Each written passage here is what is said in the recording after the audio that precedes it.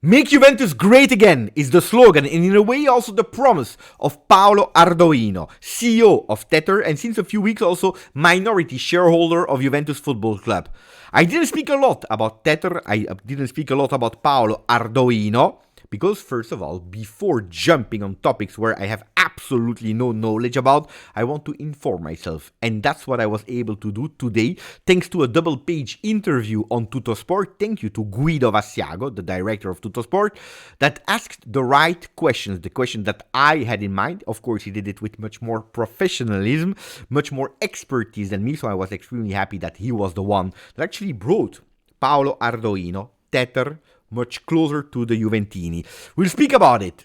I know that this will be a controversial video. I know that a lot of people will agree with me. I know that a lot of people will not agree with me, and that's absolutely fine. Absolutely, because who am I to tell you what to think? Who am I to tell you what is right, what is wrong? Welcome, first of all, to Paolo, to Tether, in Juventus Football Club, because 8.2% of the shares of Juve is a lot. We are speaking about more or less 110 million euro invested to have these shares.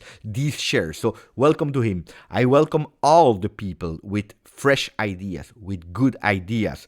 I welcome all the Juventini or people that really want to help Juve. Really, sincere welcome. That's what I really wanted to start it with. And then, of course, let me welcome you. Ciao Juventini of the world. My name is Giuseppe. Welcome back on the channel. I hope you're all doing well. So let's start with it. I will try to stay calm because if there are a lot of things in that interview that I even agree with, that I think are correct, there are some things, a few things, that I totally disagree with, that I'm absolutely against. And probably these 2-3 things that are not a lot are taking over on that global interview. So I need to stay calm and try to be objective in my opinion. My own opinion. Super important to know that. So Rifacciamo grande la Juve is the big page of Tuttosport today.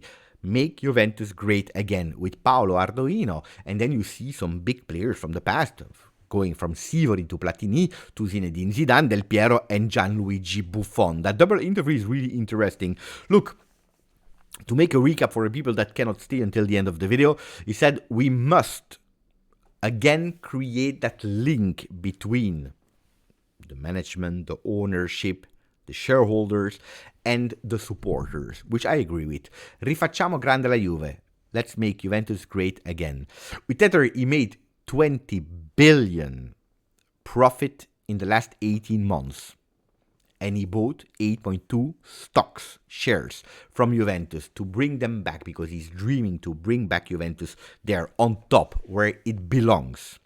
Look, when we are speaking about someone that was able to do 20 billion profit in the last 18 months, we are not speaking about Beppe, about a simple guy on. No, we are speaking about someone extremely intelligent that know how to make business. He saw an opportunity and he worked on it. I really appreciated the beginning of the interview where he's speaking about who he is because I didn't know who Paolo Ardoino was really in detail. I read here and there a few things, but he starts really telling me that he comes from a little village of 600 people, where he has always been considered since the young age when he was 8, starting to go with coding, that he was a nerd. A nerd, someone, you know, these geeks, nerds, has always been considered like that. He has always had that passion for computers, for mathematics, for physica.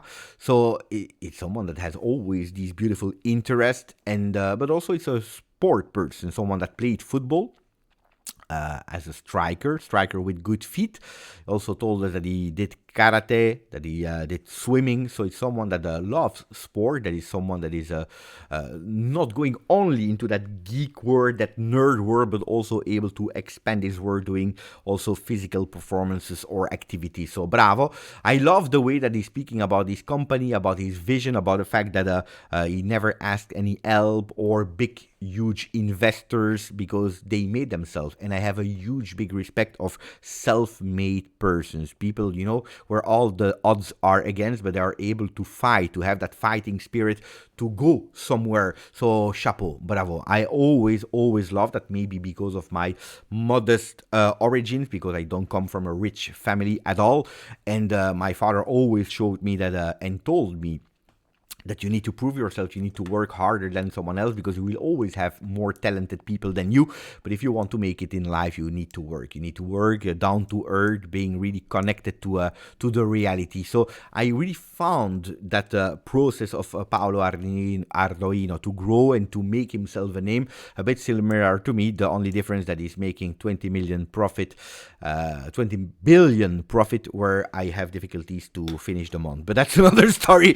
Grande Paolo Ardoino. Then, if we really enter the topic of Juve, which is the most important thing, which is interesting for us Juventini, he starts actually speaking about the fact that, in his companies, he always took the profits to invest again and to generate new profit and to invest again and profit and invest again. And the first question of Guido was like, is that the same thing that you are doing with Juve? Taking your profits and investing in Juve? Is that the same kind of deal? Where he says, look, according to me, in my opinion, Juventus is a club in Italy with a huge potential. It is a brand that is known in the entire world, but that at the moment is not fully taking advantage of all that potential. Do I agree with that first one? Yes, absolutely. So I will read the article and I will stop and I will tell you if I agree or not, or what I think about it. So I totally agree with that. It's a huge, big potential, with a huge potential brand. Then he's continuing saying, look, the second thing is that the ownership, the club, not the team, but the club has immense, probably infinite supporters around the world. According to me, we miss a contact with the supporters, the capacity of speaking, interacting, and using the fans in the right way with the right tools to support and help the growth, the extra growth of the company. Involving the fans is the future, obviously in the right way.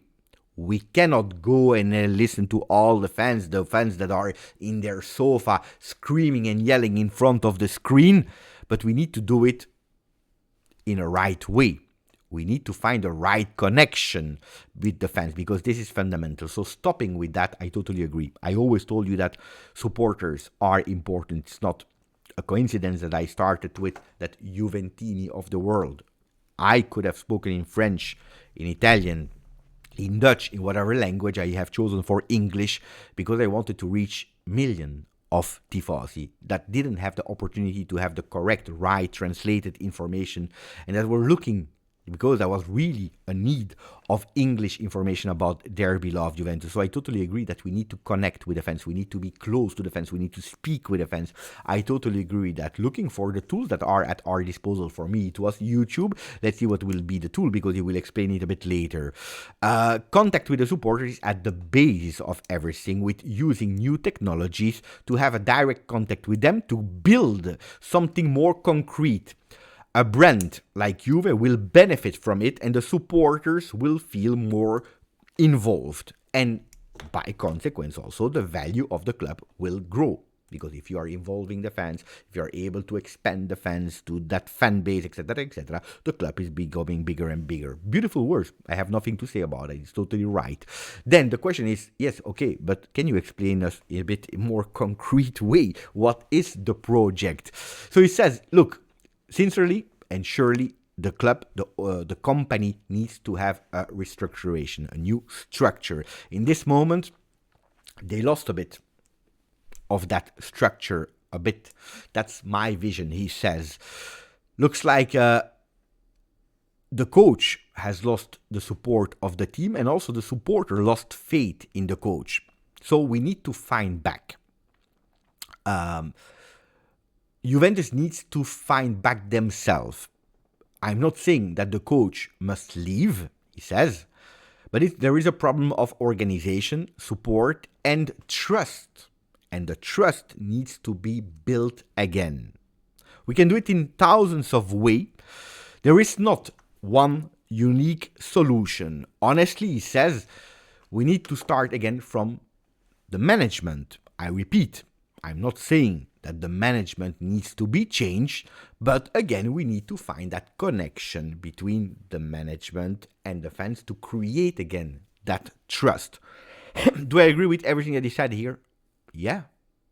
Even if I don't really see what is the project at the moment of Paolo Ardoino. I don't understand it. So when the question is, what is the project? We could. There is no trust in the coach, but I'm not saying that we need to change him. There is a lack of structure and organization in the management, but I'm not saying that we need to change it. But we need to create again that link, that trust between the fans and the management. Yeah.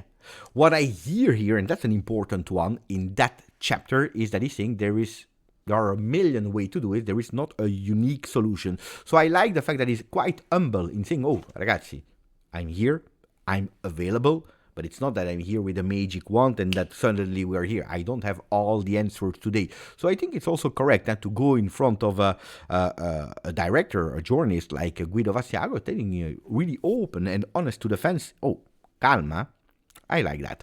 Then, is it also an investment in terms of heart, or is it also financially? It's a question from Guido, where he says, look, there is also financial. So also means not only the heart, because he comes from a Juve family. It's probably something that I forgot to say at the beginning of the video. He comes from a Juve family. He's a Juventino. He says there is also a financial part. Of course, according to me, in this moment, Juventus is underrated. And I think it's also because of a lack of trust in general. Juventus has a huge potential to create that link between the supporters and also using new technologies.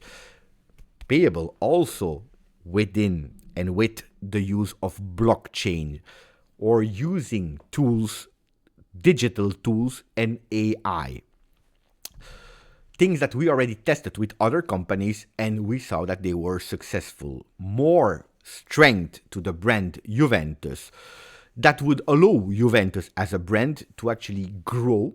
And of course, more you grow, more you're loved. By consequence, the value of the team is growing because more you grow, more you're loved, more you have incomes in terms of revenue, and more you're able to reinvest. So actually, he's explaining the strategy that he always used in the past.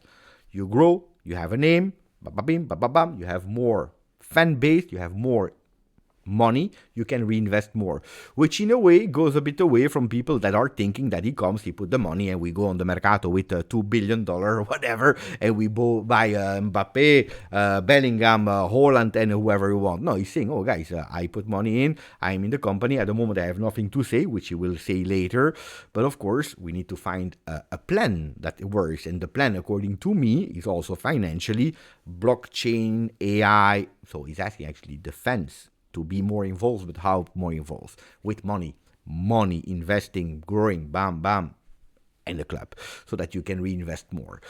Then he's saying we don't have the magic wand. That's where he said it. Honestly and surely, from a point of view of organization and trust, according to me, for the supporters, we can do more. From a technological point of view, the idea that Juventus, a brand like Juve, with their expertise, etc., can do better in terms of communication, internal efficiency of communication, or communication with the supporters and with new supporters using all these new tools, but also distribution, new channels, etc., like, for example, blockchain channels, but managed immediately and directly by Juve can be that huge big opportunity. So here he's going actually a bit more in detail about this plan. Now I agree that Juventus needs to communicate better. Juventus should be a bit more open, should be more efficient, should be closer to their fans, something that I already said and already repeated. Then about platform of blockchain, etc. I'm not an expert. I cannot tell you if it's right or wrong. I cannot tell you. They are asking him, would you contribute to that growth of Juve, to that support of Juve? He's saying, look, my company, we are there, available for Juve. We want to help But the real question is, do Juventus want us to be there? And do they want our help?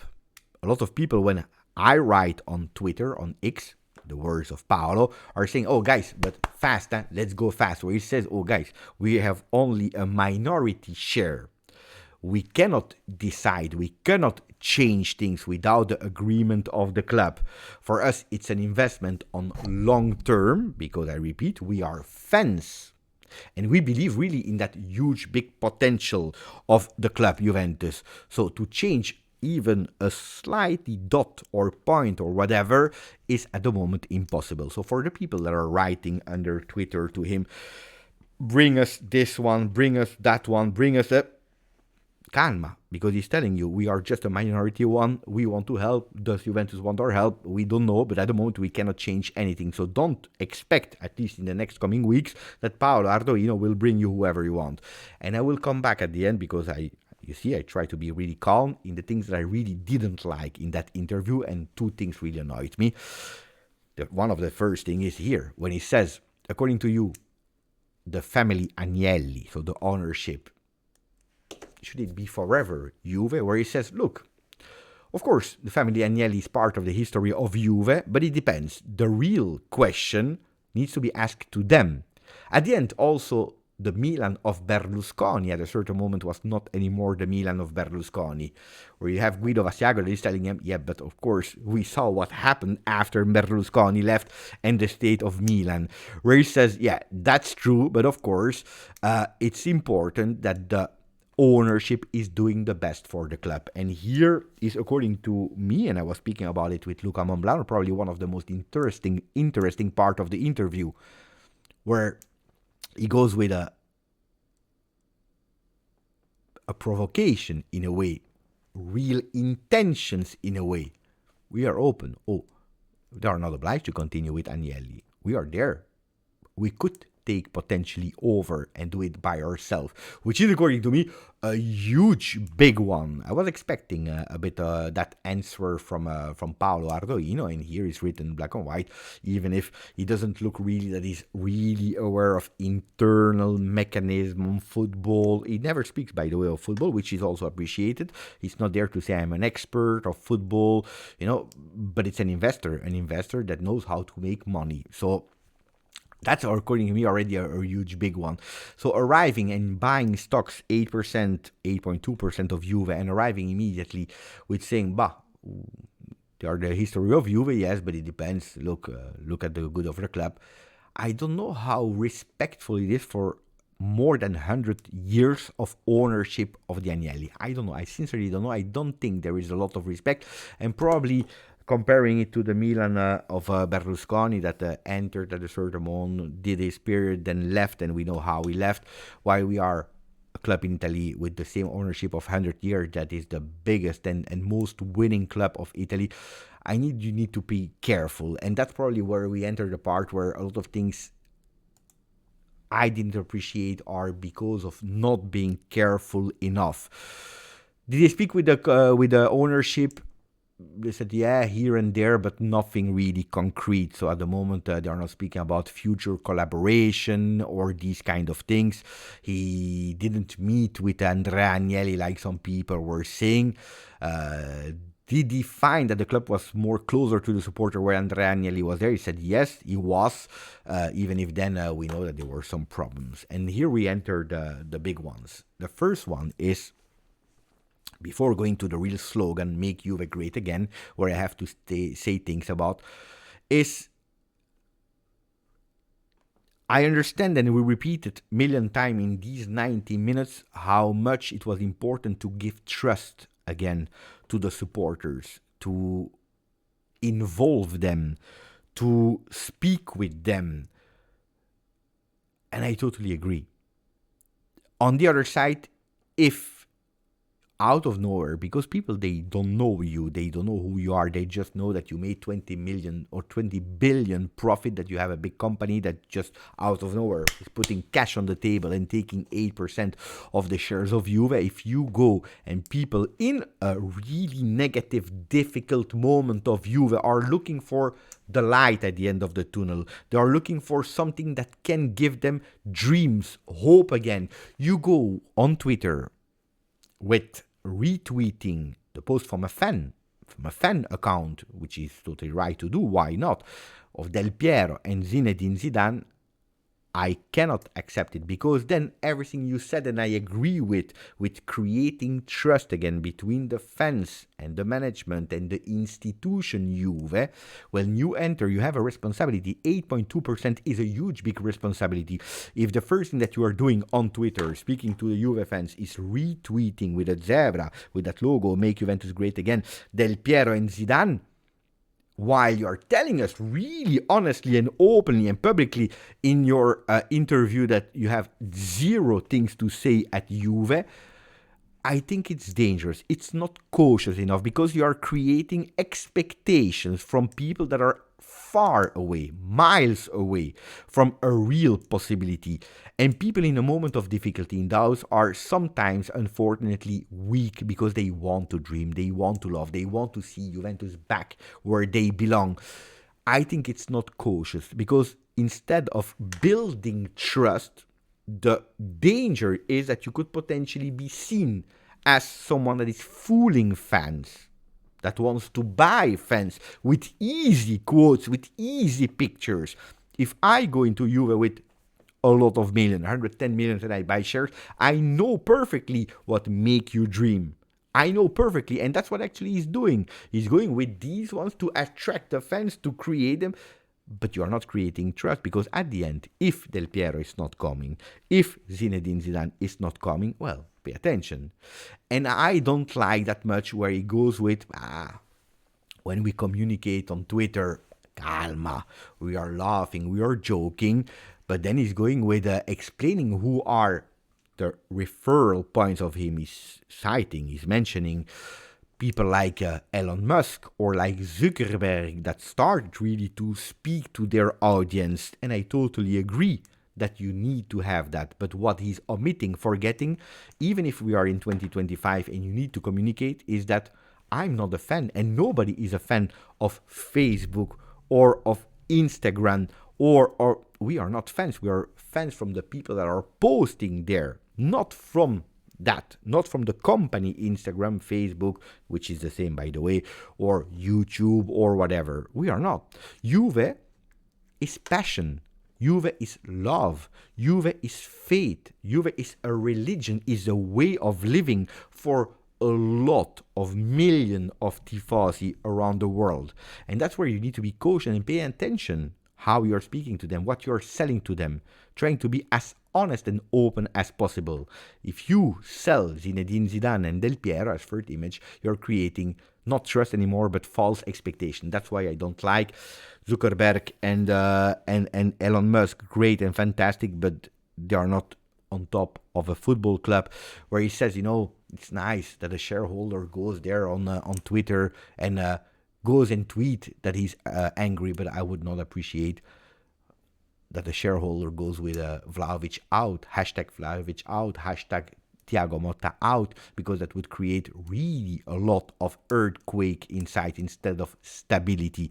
Now, the way of communication changed from the past, and I totally agree with that, and it's totally correct to adapt and to change, to be closer, but you always need to pay attention and being cautious. That's probably what I blame the most Paolo Ardoino in his way of communicating. Is it working at the moment? Is he attracting a lot of views, of interest? Absolutely yes. So probably in terms of marketing, going bold without measuring the consequences is maybe even the correct way. I don't know, probably yes, because if I would have done probably the same, today would have been with 40, with 50, maybe already hitting the 100,000 subscribers on YouTube. But I think it's not correct to sell dreams that are not possible.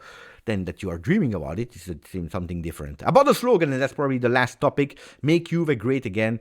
is inspired by Trump? Yes or no is the question. He said, look, there is no political connection, but let's not be scared too much about the words. From time to time, we need to have fun, to be entertained, and that's why I was blaming him. Juve is not something that you have fun with, that you are entertained with. Juve is something serious for us. Then he says, Guido, and that was a fantastic one. Look, when I'm reading Make Juventus Great Again, I see that political connotation, even if it's maybe not like that, but it's an extremely strong quote and slogan in that specific historical moment where he said, look, I'm happy that you are telling me that. I didn't see it like that. There is no connotation. We are not here because we want to close the border with Mexico. The impact probably has been strong. Yeah, I can admit that I have been maybe a bit strong. You see, when I was saying it a few weeks ago that I was not the biggest fan of that first Make Juventus Great Again slogan, some people here are saying, bah. For me, there is nothing political, but it's the way of saying. It's a big one. It's a really big one, which I don't agree with. Is it a new way of communication? He's saying, yes, I already told you about Zuckerberg, about Musk, that are speaking directly to their people, which the Italian football is missing. So I can even agree that they need to be more openness. I totally agree with that. But the way how is super, super important. What else did he say? About winning is the only thing that matters. That's the philosophy of Juve. Could it, be in the way? Where he says, look, it's not that much about winning or losing for Juve, but when you are losing, the fact that you are showing that grinta and the will to do much better. And it also depends on the communication. I repeat, the communication with less filters and a bit more dialogue would be better. On that one, I 100% agree with him. 100%. Then I also love the fact that he's someone that loves to joke, like, what about the World Cup in USA?